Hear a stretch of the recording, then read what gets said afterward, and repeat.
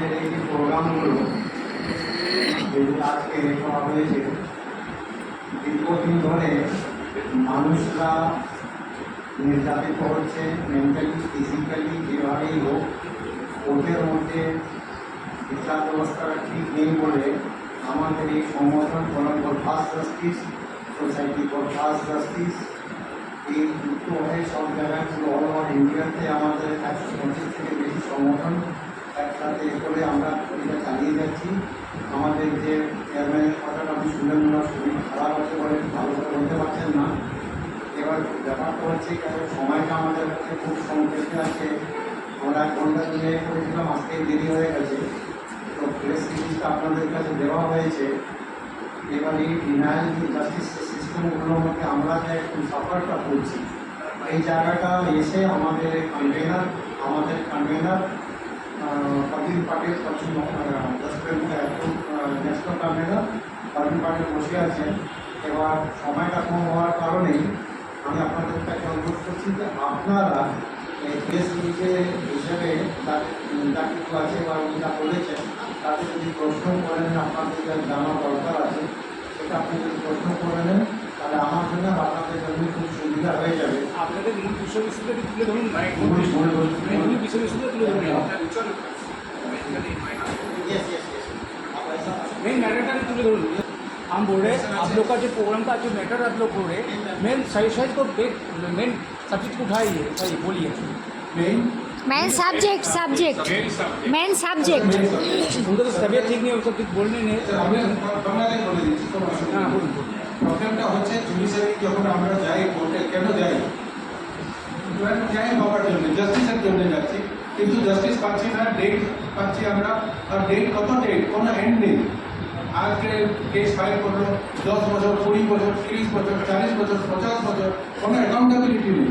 আর জাস্টিসের কোনো অ্যাকাউন্টেবিলিটি নেই, কিন্তু আপনি যদি একটা ডেট পেড করেন তাহলে আপনার উপরে পেনাল্টি ঢুকে যাবে। তো এটা আমাদের আইনের কথাটা আছে, রুল অফ ল আমরা যা বলছি, রুল অফ ল কোথায়? ইয়েস স্যার,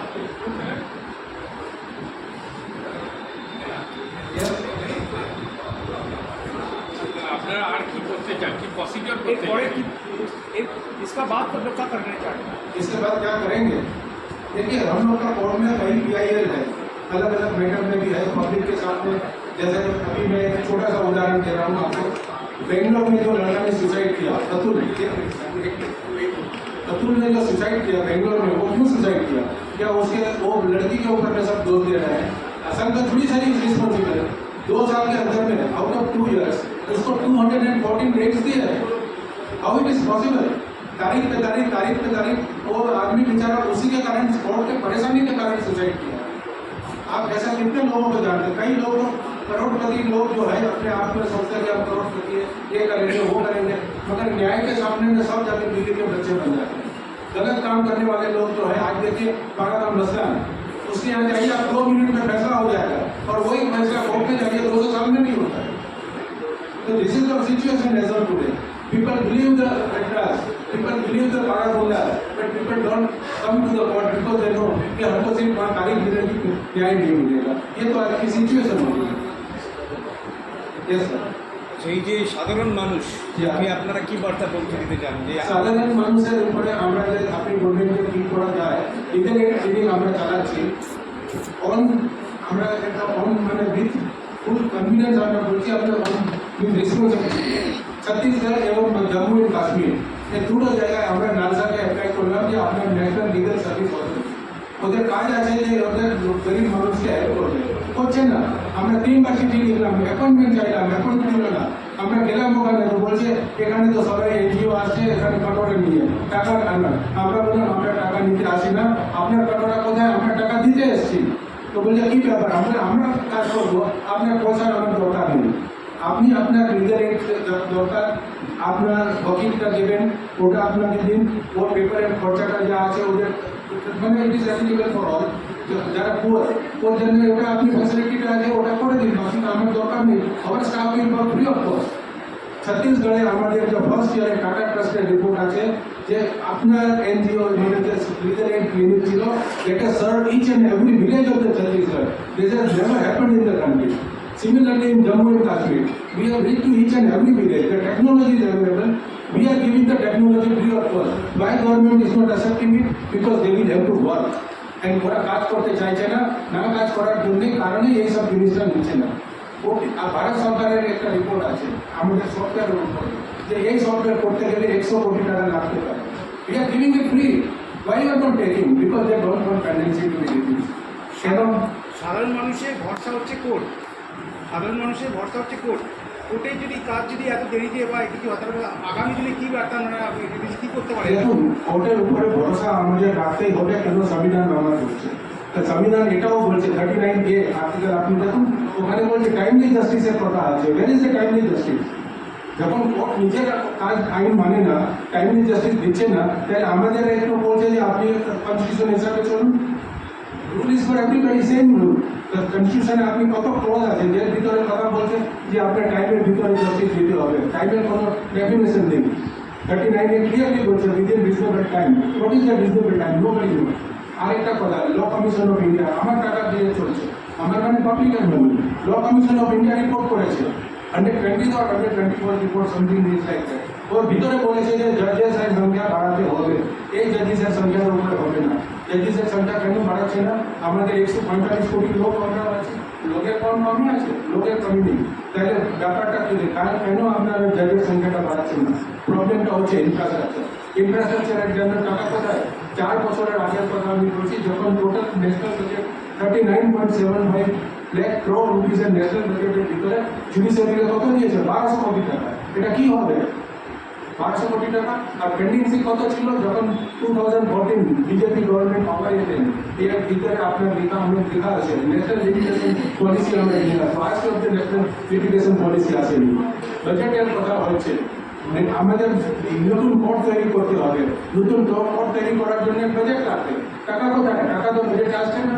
তাহলে বিনা টাকা কি কোর্ট হয়ে যাবে? টেকনোলজির কথা হচ্ছে, entire world is going for technology.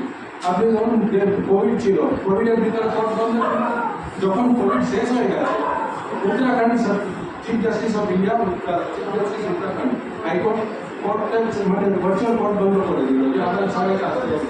আমরা পিটিশনটা ফাইল করলাম সুপ্রিম কোর্টে, একটা PIL যাকে পাবলিক ইন্টারেস্ট লিটিগেশন বলে। ওই পিটিশন চলছে, ড্রাফটিং হচ্ছে, যাচ্ছে, এর ভিতরে গুজরাট হাইকোর্টও বন্ধ করে দিল। ওর নামটাও দিলাম রেসপন্ডেন্ট হবে টু গুজরাট হাইকোর্ট। তারপরে MP মধ্যপ্রদেশ, ওটাও সেম হলো। তারপরে ওখানে কাজ করছে না। লাস্ট জিনিস আমি তো বলছি যে গভর্নমেন্ট ইন্টারেস্ট হবে, গভর্নমেন্টের ইন্টারেস্টটা কি? আপনি একটা যখন এক্সাম্পল 2008 গ্রাম ন্যায়ালয় অ্যাক্ট বার হয়েছে। 2000 with effect on 2009 2nd October পুরো ভারতে লাগু। ওটা আজকে অব্দি লাগু হচ্ছে না। ওয়েস্ট বেঙ্গলের সিচুয়েশন ইম্প্যাক্টেড। আমরা সুপ্রিম কোর্টে আবার একটা PIL দিলাম যে গ্রাম ন্যায়ালয় একটা আপনি লাগু করুন, গ্রামের লোকের ভিতরে ওদের হাইকোর্ট সুপ্রিম কোর্ট ওইটাই যদি যাবে, খরচাটা বেশি হচ্ছে, গ্রাম ন্যায়ালয় গ্রামের প্রবলেমটা গ্রামে সলভ করুন। আজকে অব্দি ওর কথা হচ্ছে না। পেনাল্টি লাগছে, সরকার 1 লাখ টাকা পেনাল্টি ভর্তি করে দিল। আমার মনে হচ্ছে ওয়েস্ট বেঙ্গলের উপরে পেনাল্টি। ওর সামনেটা কি হচ্ছে না দেখুন, কর্পোরেট ইন্টারেস্ট। আমি ব্লেম করছি যে this government is run by the corporate. 23 October 2015 Bombay হাইকোর্টের একটা রুমে কনভার্ট করে ওখানে কমার্শিয়াল কলেজ স্টার্ট করে দিয়েছে। কোনো গেজেট নোটিফিকেশন নেই। গেজেট নোটিফিকেশন কবে আসছে?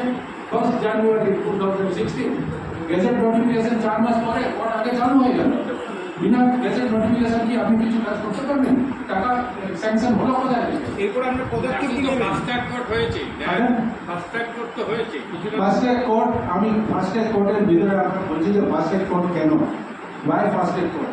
আপনার উমেনের উপরে দেখুন 2012 নির্ভয়া হয়েছিল। ফাস্ট ট্র্যাক কোর্টের কনসেপ্ট স্টার্ট করে ভালো করে জায়গা হয়েছে। 2012 জাস্টিস বর্মা কমিটির সামনে আমি 2 বার প্রেজেন্ট হয়েছি। We had submitted detailed report.